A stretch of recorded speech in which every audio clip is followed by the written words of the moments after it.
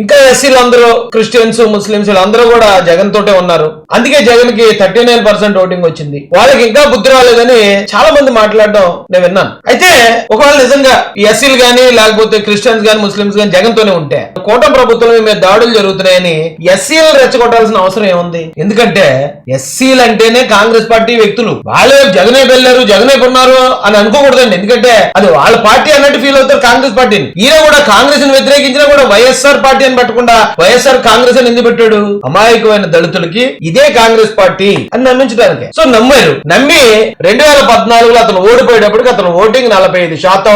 2019 వచ్చేటప్పటికి జగన్మోహన్ రెడ్డి ఓటింగ్ ఎంతండి? 49.95, అంటే దాదాపు 50%. అతను నెగరవేర్ ఓటింగ్ ఎంత? 45%. 5% ఎక్స్ట్రా ఓట్లు తెచ్చేసుకున్నాడు. ఈ కోడికత్తి, బాబాయ్ గొడ్ల పోటు, ఆ రత్నాలు ఈ రత్నాలు ఎన్ని కులాలు గొడవలు రేపేసి 5% ఓట్లు, అంటే 50%. కానీ 2024 వచ్చేటప్పుడు ఒకసారి చూడండి మీరు, తెలుగుదేశం పార్టీ ఓటింగ్ అమాంతం 45.60, అంటే 46% వచ్చింది. మన వైఎస్ఆర్ కాంగ్రెస్ పార్టీ ఎక్కడ మీరు జాగ్రత్తగా గమనించండి 39.37 పడిపోయాడు. అంటే ఎంత తక్కువకు పడిపోయాడండి?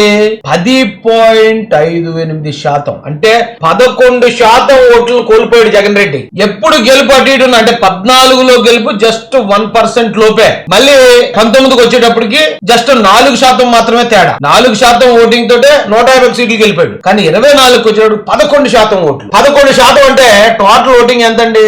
3,37,00,000. ఇది ఎక్కడ ఉంది చూడండి. దీంట్లో 11% అంటే 3 కోట్లకి 11% అంటే 36 నుంచి 37 లక్షల మంది జగన్మోహన్ రెడ్డి కోల్పోయాడు. పోయిన ఒకవేళ ఇతనికి లాస్ట్ టైం వచ్చిన ఏదైతే 49.90 ఉందో 50% కాకుండా అతను ఓడిపోయినప్పుడు తీసుకుంటే పోనీ నికరమైన ఓటే తీసుకున్నా కూడా 6% ఓట్లను కోల్పోయాడు. ఈ 6% కూడా ప్యూర్లీ వాళ్ళు ఎస్సీలు, ముఖ్యంగా మాలలు, క్రిస్టియన్స్, ముస్లింస్ జగన్ దగ్గర నుంచి తాతల కాలం నుంచి వస్తున్న కాంగ్రెస్ పార్టీ సెంటిమెంట్ ని కూడా కాదని, బీజేపీ ఆల్రెడీ కూటమిలో ఉందని తెలిసినా కేవలం జగన్మోహన్ రెడ్డి మీద వ్యతిరేకతతో చంద్రబాబు నాయుడు గారు, పవన్ కళ్యాణ్ గారి మీద నమ్మకంతో దాదాపు 6 నుంచి 7% జనం కూటమి వైపు వచ్చారు. ఈ లెక్కలో మీకు నాకు పెద్దగా మనం పట్టించుకోపోయినా జగన్ పట్టించుకుంటాడు. 10% అంటే దాదాపు 37 నుంచి 40 లక్షల తేడా వచ్చేస్తుంది ఓట్లు. ఇన్ని లక్షల మంది మన దగ్గర నుంచి వెళ్ళిపోయారంటే మళ్ళీ వాళ్ళు వెనక్కి తీసుకురావాలి. ఎలా తీసుకురావాలి? వీళ్ళందరూ వెళ్ళిపోవడానికి కారణం ఏంటి? సుధాకర్ గారిని రోడ్డు మీద ఇచ్చి కొట్టి చంపించాం. డెడ్ బాడీలు ఇంటి ముందు తీసిరేసిన వాళ్ళని మనం పక్కన ఎట్టుకుని తిరిగాం.